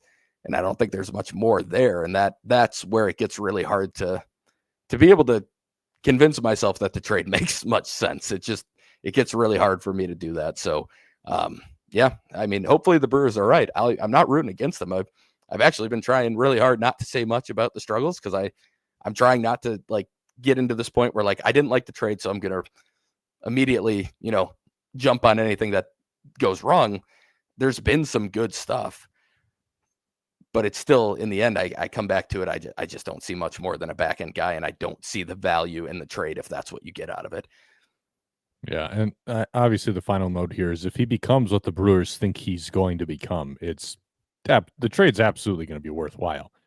Yeah, the 100%. Price that they paid for him is more than fair. In fact, probably a little light for what they seem to think he's going to end up being. We're just both struggling to see how he ends up being that, and that's not to say we think he's a bad pitcher, but again, there's a difference between giving that up for a 4 or a 5, a mostly reliable 4 or 5, versus like a 2 or even a 3. Yeah. And I think that's where the discrepancy is right now. But the Brewers have been right about this stuff a lot. Mm-hmm. I'm just not seeing this one specifically, so we'll see if we're proven wrong. We've been proven wrong before, believe it or not. But yes, we have. Yes. I mentioned we were going to talk about Christian Yelich again, too. So Jackson on Twitter asked us, why do you think Yelich has been struggling with fastballs up and in this season? It seems like an area he can't catch up to. Do you think it still has to do with the back injury or more of a timing issue? So generally, when you're talking about hitters being in a bad spot, timing is always the safest answer that you can give. And I do think it's always been the issue for Yelich when he had a couple of years where he was not looking like himself. It was timing related. He switched to the toe tap. That helped his timing, and then things kind of started to fall back into place. Kurt Hogue just wrote about this at the Journal Sentinel. So Yelich has actually gone away from the toe tap again now. He's back to the leg kick. And Yeah. I'm not going to give away all of Kurt's story, but if you read it, basically the rationale that he gives is he wasn't feeling 100% comfortable with the toe tap, so he ditched it pretty quickly. And I am obviously not a major league hitter. I struggle to hit a wiffle ball these days, but from my cushy chair in my home office, I'm that seems questionable to me to make that switch, given how largely successful you have been with something now for a couple of years. I think in his mind, he wants to go back to something that he has also had past success with. He had his best seasons with the leg kick. Mm-hmm. Problem is that was half a decade ago. So Yeah. And pre-back surgery. So yes, it's, yeah, I'm with you. To me, it seems like a timing issue. There's always been one pitch that could get him even his prime, and that was kind of like the back foot slider or breaking ball. But when he was going well, the fastball up and in was not a problem for him. So, and it wasn't, I don't have heat maps, but I remember him being able to turn on him last year, or at least get a decent piece of it and, flare one out to left center for a single or something. Like he's just struggling to even do anything with it this year. And I think it's a timing issue. And I noticed the leg kick. I actually have not read Kurt's article yet either, so I'm going to go look for that after we're done, because I hadn't seen that, but I had noticed that he had gone back to it, and it was weird to me. I don't know if it was a matter of like a balance thing where he felt off balance, because watching some of his swings this year early on, it did feel like he was kind of like tilting backwards almost after some of the swings and kind of falling out of the box a little bit, where maybe he felt like he didn't have a good base in his load when he was doing the toe tap or something. But like you said, this is what kind of turned things back around for him in terms of getting his timing back. So it's weird to go away from it after really wasn't that bad of a start this year. There were some bad signs in terms of like the whiffs and everything, but he's actually turning things around for a little bit. And then must have been when it turned back south for him for a little while, he went away from it, because I only noticed it like a week ago that he had gone back to the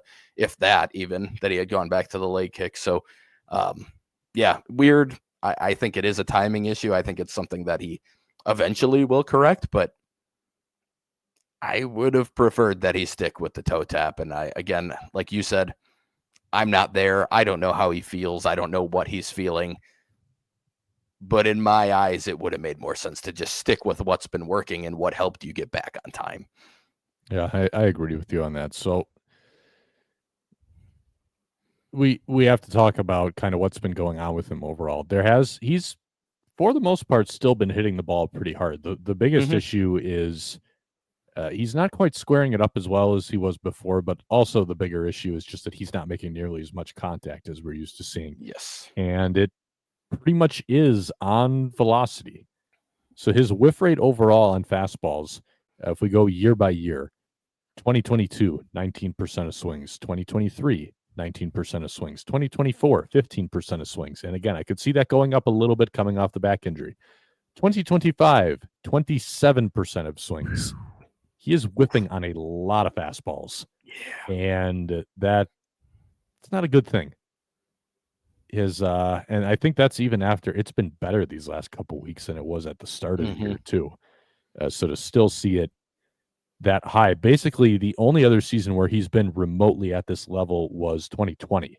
And that was kind of the onset of where the struggles came in. Like he has not really been in this spot for any other season other than that year. He had a 26% whiff rate against fastballs in 2020. So both the of the timing years is very clearly not there, and he Yeah. looks very beatable now on velocity above the belt.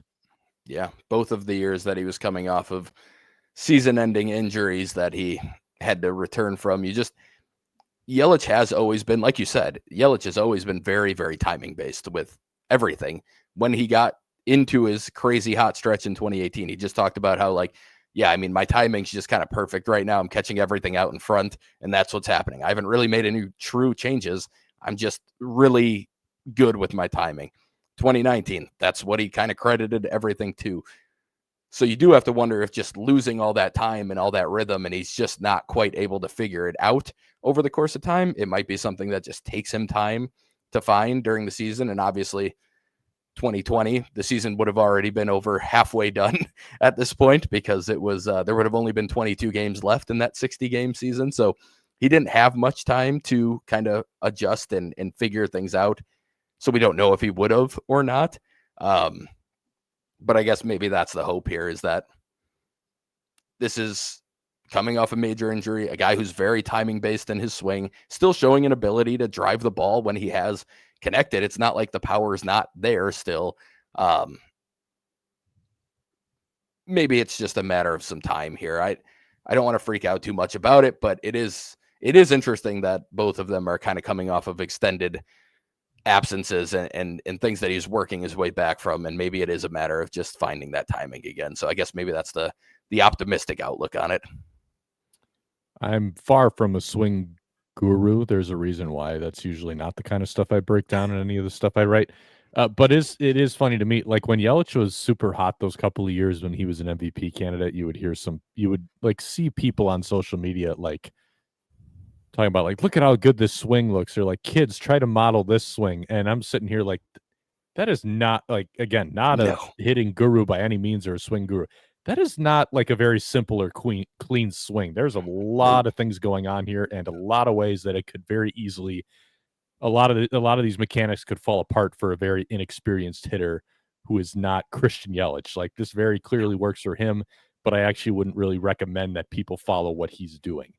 So I think that's important to revisit whenever he's going through something like this. Like it is not like this. It's not the simplest or cleanest, always most direct to the ball. Like there's a lot of stuff going on there. And I think you can kind of see how he can get out of sync with that and how that can affect him. Yeah. Next question we're going to cover comes from Mitchell, who asks, would you rather run a 6-man rotation with Freddie, Quintana, Myers, Woodruff, Savali, and Patrick, or send Patrick down to AAA? Which do you think they'll do? Well, for starters, I'm not convinced that they're actually going to have all 6 of these guys healthy at the same time. So that goes into my answer a little bit. But for the sake of the question, we're assuming everybody's healthy. I think with the way that this shakes out, I'm going to make a bold prediction here.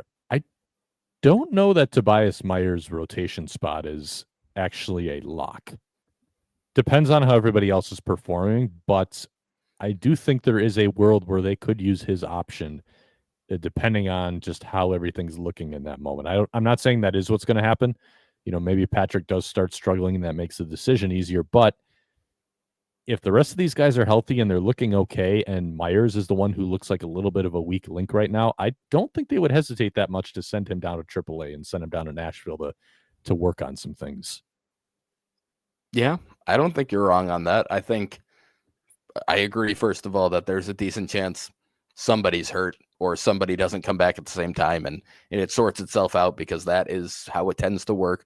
I don't think they would send Patrick down with how he is pitching and just the results he's getting. I think that would be, while they don't normally care what the fans think, I think that would be a tough one for them to be able to explain to anybody and get anybody to have any sort of rational reaction to it. And I would be probably pretty confused by it, even if I somewhat get like, okay, he's probably not actually as good as the results say. I could see the 6-man rotation only because so many of these guys are coming off of some injuries, and not even to mention like a guy like Patrick and Myers in the minors often do pitch on more of like a 6-day schedule than a 5-day schedule. So maybe a lot of these guys, and if we recall 2021, when they went to the 6-man for much of the season, was Freddie's best season. So they might see it as something that can help all of them to an extent. But you know, a guy like Woodruff coming off of his injury might not hurt for him to have an extra day built in. Same thing with Savali, who probably not in the best of shape and coming off of an injury. It might not hurt to have an extra day. And then if somebody does get hurt during that stretch, you can just shorten it back up to a 5-man, and it probably wouldn't be a big deal. So maybe they go that direction, just another option they could consider. But I don't think Patrick would be down. And yeah, now that you mentioned Myers, I mean, it was a better start against the Astros, but the strikeouts still weren't really there. And he has the options, and Murph hasn't seemed thrilled with him early on this season. So it wouldn't be shocking to see that happen if he has a couple more mediocre or not so great starts and they all do come back at the same time. I could see it happening too. So the reason I say no to a 6-man rotation is because I don't think that's practical anymore with the 13 pitcher limit. That means you're down to 7 guys in the bullpen. That is true. In 2021, they could do that because you could carry 14 guys on a pitching staff. You can't do that anymore. So I don't think that's otherwise I would be open to that. I just don't think it's a realistic possibility anymore with the restrictions you have. Point. Yeah. So that's why I'm saying no to that. So just as a note, like if anyone would ever ask me, do you think they'd 6-man this? 6-man is an automatic no for me just because I don't think you can operate with a 7-man bullpen. So basically the alternative for me is if you don't want to send any of these guys down, one of them's got to move to the pen. Mm-hmm. But then again, if I'm moving one to the bullpen, I'm picking Myers too because I like how his stuff would play out of the bullpen. So yep, yeah, agreed. Mitchell, and I guess you could see a change too if Alexander struggles, and obviously he's not a big contract. They could always DFA him and move one of them into more of that long relief spot start, that type of role too. So that could also sort some stuff out. Mitchell also asked about DL Hall. Was it ever confirmed if he had knee surgery in the offseason? I don't remember ever hearing from anybody if he did. I can try to check in on that, but I haven't read anything about it. Nobody has said anything about it to me. I can try to find out, but I don't have an answer on that one. Yeah, I have not heard anything. Well, I wouldn't expect you to. So, well, I mean, maybe you missed an article. All right, Jack. Maybe I did. I don't know. Yeah, I don't have time to read everything. I miss stuff once in a while. So, I have my other baseball job too. I don't get to do this full time. Aiden asks, with the infield uncertainties currently and Hoskins set to leave in the offseason as a free agent, what do you think the infield looks like on opening day of next year? That's a tough one to project because I think there's some guys in the mix right now who are not going to be in the mix next year, which means that there's going to be probably a little bit of turnover. I also don't think that any of the infield prospects that they have in the minors right now are going to be opening day ready by next year. So probably some outside acquisitions. Yeah. I mean, Ernesto Martinez is probably the one who I could see being the first baseman next year, but Turang's got second. I don't think that's really up for debate. Left side of the infield, we've talked about it a couple of times the last few weeks. I think that's pretty unlikely to be both guys having come from the Brewers organization currently. I think you're going to have somebody from a different organization on the left side of the infield, possibly 2 people. It's possible there's a new shortstop and third baseman, but I don't think I think the odds of both of them being, like, again, for example, Ortiz and Durbin, or Ortiz and Pratt, or Pratt and Durbin, or anything like that, I think that's very low to start next season. So I think it's most likely somebody who's not currently within the Brewers organization. Yeah, I think there's a good chance it's Martinez at first. Turang's going to be at second. I think Durbin will be on the roster. Whether he's starting or not, I think is up for greater debate. And then I think you're going to have an external change at one position on the left side. Yep. Maybe not both, but I think one for sure. Spencer Williams asks, when's dinner? I ate right before we started recording this tonight, so that's when dinner was. Spencer, for those who don't know, he works for 97.3 The Game. He's in the press box at a lot of games. If you ever watch the post-game show and you see a big guy in the corner of the frame from like an interview clip in the locker room, and you see him just like holding out a microphone with an outstretched arm, that's Spencer Williams. Really good guy. I love him. But his whole shtick is making sure that everybody in the press box knows when it's time to eat before the game. So it's a very important job. He's fantastic at it. And it appears he's now taking his talents to the digital realm and asking the podcast when dinner is. So it's good to see him branching out. Thank you for your question, Spencer. Daz Cameron fan asks, how many Sal Freliks do you think it would take to defeat one gorilla? So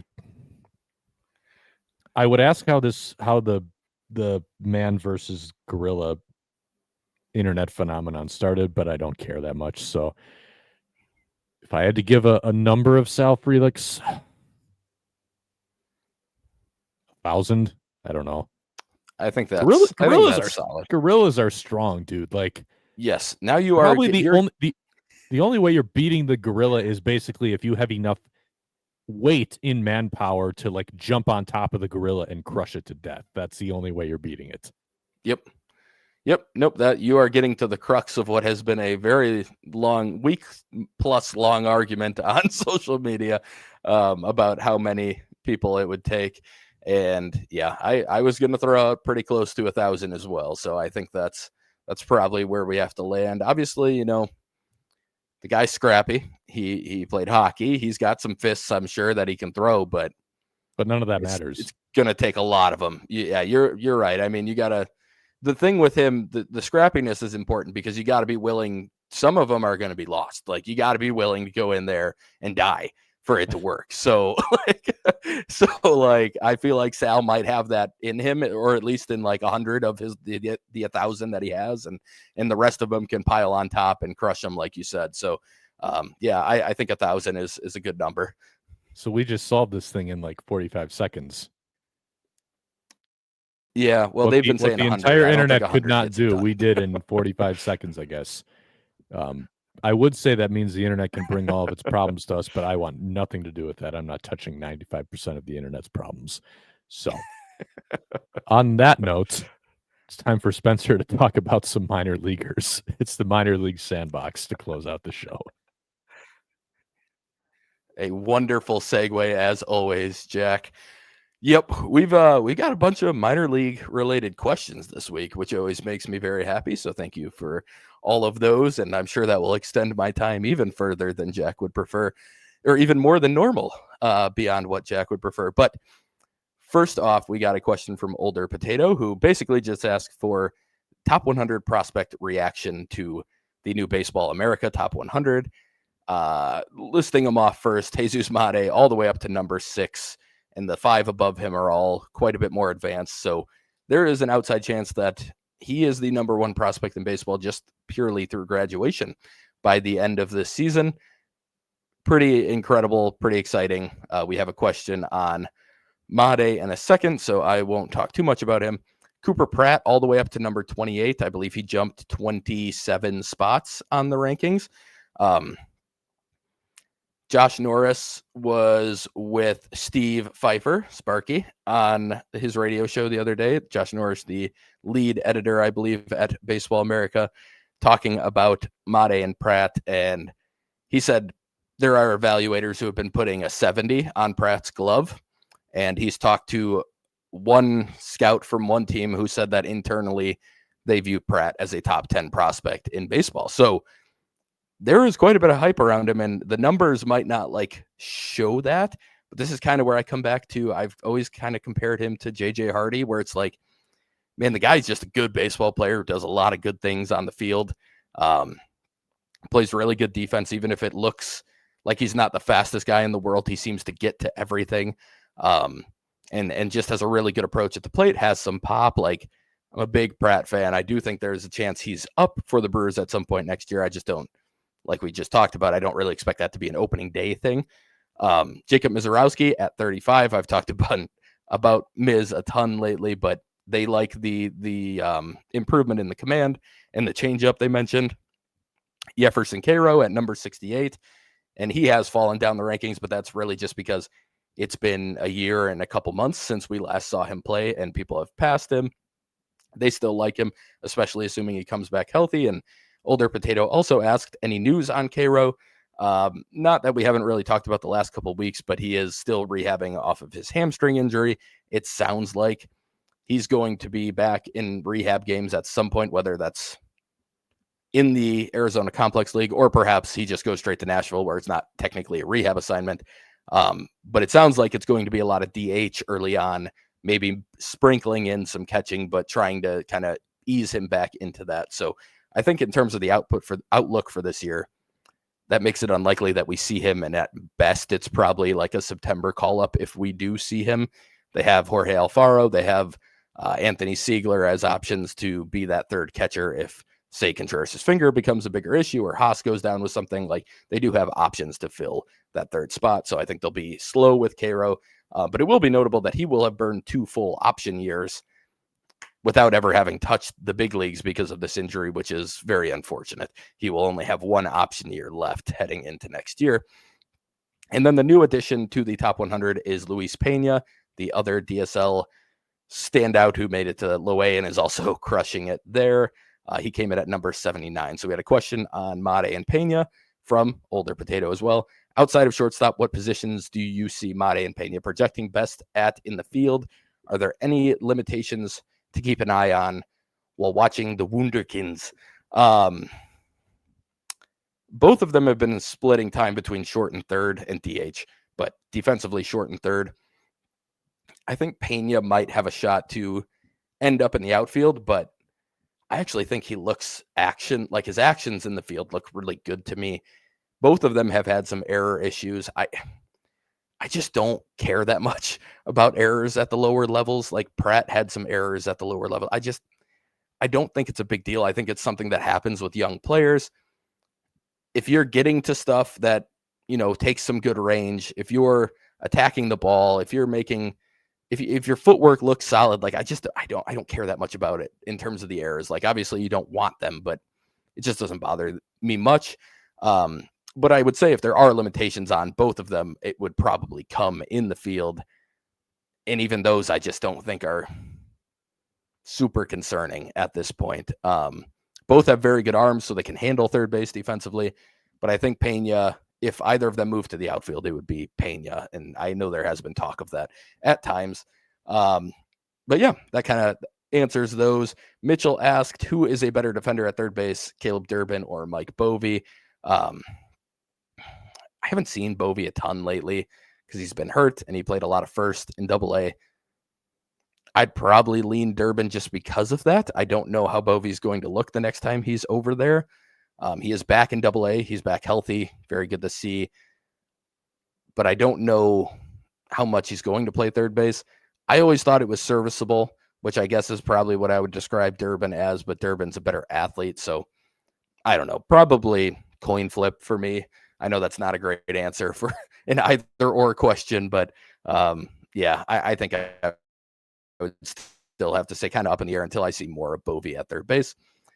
Moving on to the hitter portion of the sandbox here. Luis Pena, I mentioned already. He only played 3 games this last week. He came off the IL. It was a short stint, had a little bit of a hamstring grab happen. He seems to be just fine. He went 6 for 6 on stolen bases in those 3 games, and he actually had a 7th steal that was called back for the batter apparently clipped the catcher's glove on his backswing.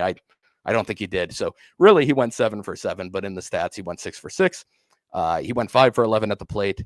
He had a walk. He only struck out once. Continues to be pretty much a walk to strikeout 1-to-1 ratio. And he had a double as well in that span. So he looked very good coming off the IL. No signs of that holding him back at all. Mike Bovee, I mentioned, he went 2 for 3 in his ACL rehab. Not in the Arizona Complex League game that he played in, rehab game, not a rehab off of an ACL injury. He had a shoulder injury. And then he moved to Double-A after only 1 game. He went 1 for 4 in his first game. Just great to see him back. I'm still a very big believer in that bat. We'll have to see where he plays defensively and how he holds his own, like we already mentioned. The other corner infielder in Double-A, Brock Wilken, in the last week has slashed .333, 500, 778 for a 1278 OPS. He hit 2 homers. He walked 6 times to only 4 strikeouts, and actually homered again tonight, not factored into any of those numbers, but he homered again right before we started recording. On the season, 854 OPS. He's batting under 200, but his OPS is 425, so he is sporting an insane 26% walk rate.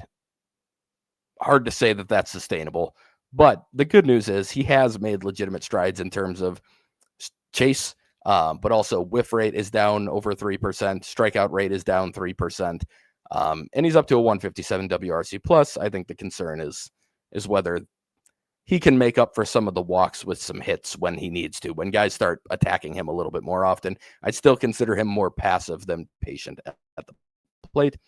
We have some Arizona Complex League action, like I talked about. Jose Anderson, probably the 3rd biggest performer in the DSL last year from this past international class. He had a 2-homer game, one left the bat at 103, one left the bat at 107. Anderson also saw, he also posted on his Instagram some video of extended spring training where he was facing Wade Miley and he hit a ball 112 miles per hour for what was either a line out or a single to left, but smoked a ball off of our old friend Wade Miley. He'll be 18 years old all season, signed for $60,000 in last year's international class. Just really, really can hit the ball. There are some swing and miss concerns, but this is a guy who's playing some center field. Just a really solid athlete, probably more of a corner guy, good arm. But yeah, he can hit the ball. He can hit the ball very, very hard. We got a question that kind of relates to Anderson here from Jay Konarski. He asked, Spencer, not including Jose Anderson, what 1 to 2 prospects on the ACL roster do you think have the highest upside or potential? So I figured we'd get the Anderson talk in before we got to this question. My answer to this is Luis Corobo.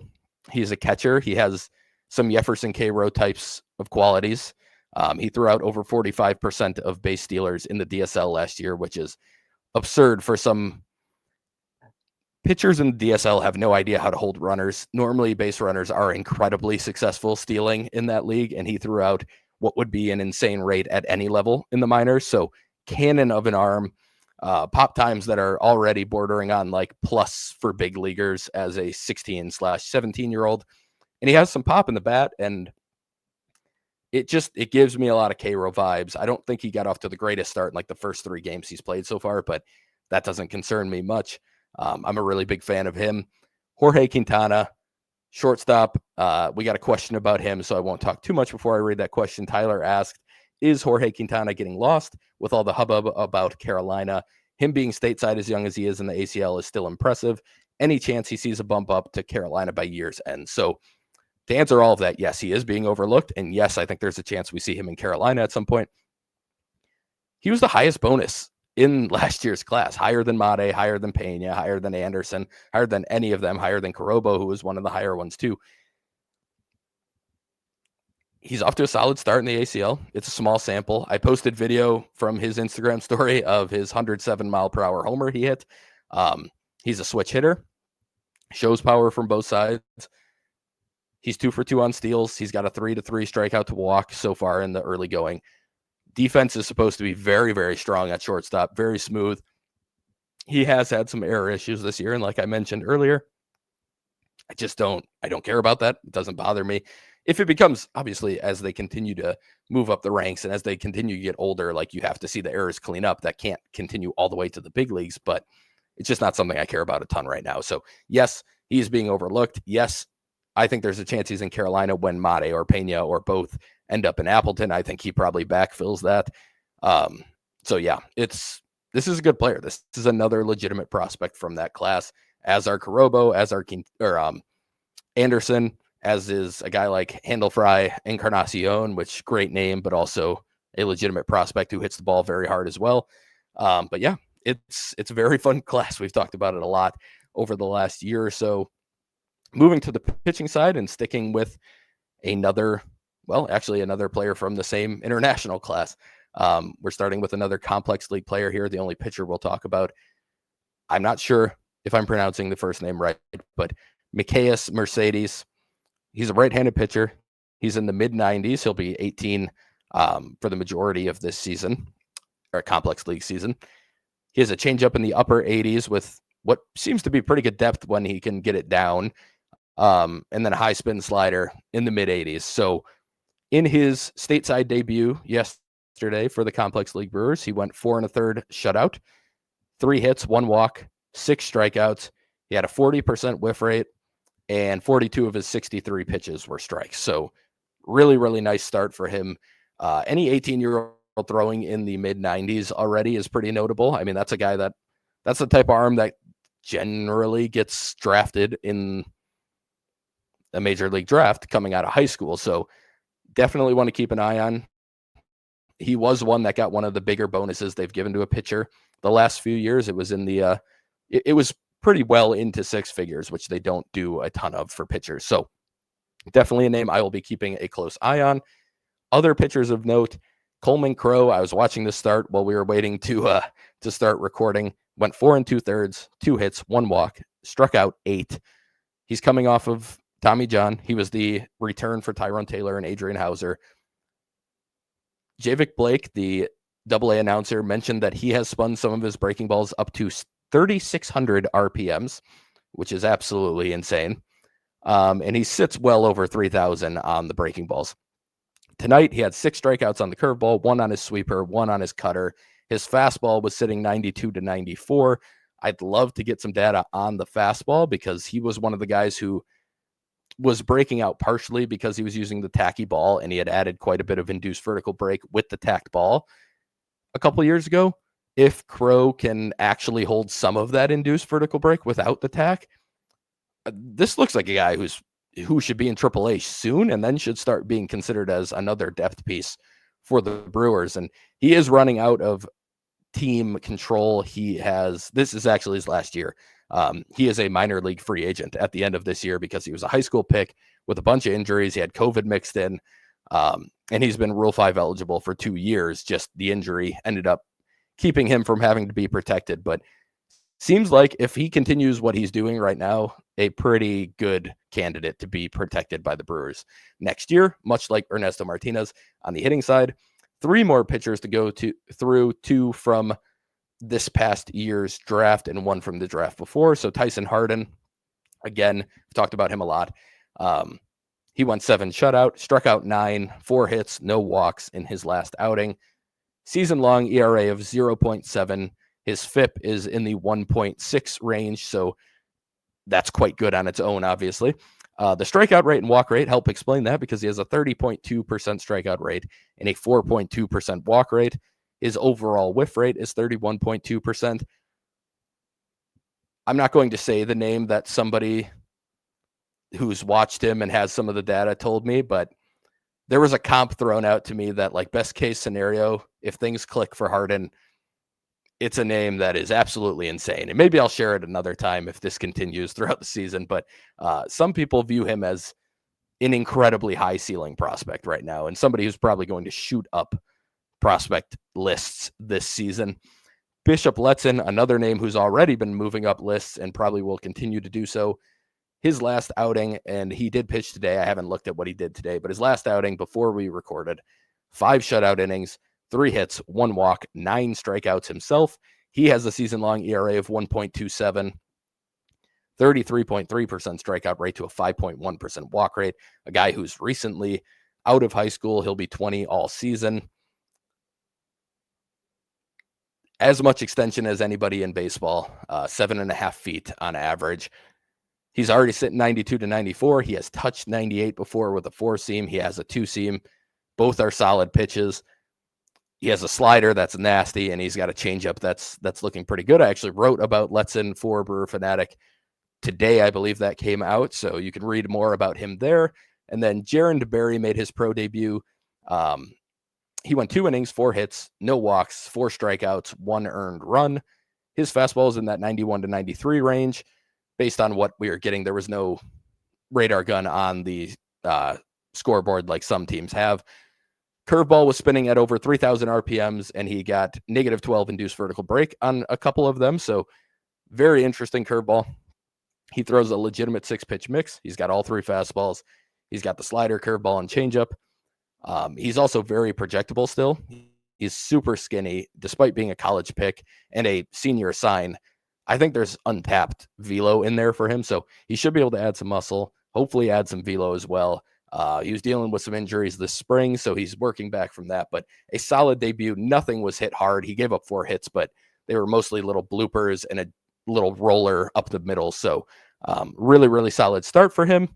And yeah, that's all I've got. So Jack, I think that's the longest one I've had. That might be the longest one I've had, but you can pop back in.